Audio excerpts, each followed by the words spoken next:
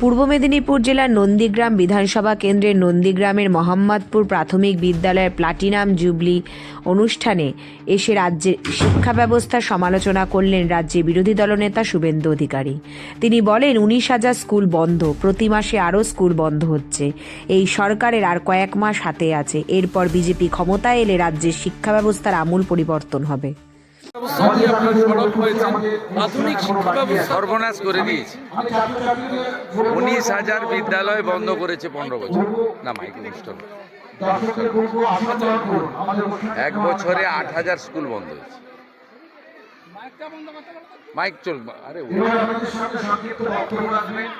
সার্বিকভাবে যে রাজ্যের শিক্ষা ব্যবস্থার একটা ছবি আজকে ভয়াবহ।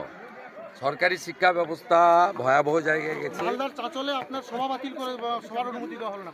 মালদার চাঁচলে আপনার সভার অনুমতি দেওয়া হলো না। ওটা অনেকবার 102 বার করেছে। 29 তারিখে ভ্যাকেশন বেঞ্চ আছে, পার্টির পক্ষ থেকে সেখানে আবেদন করবে, চেষ্টা করবে।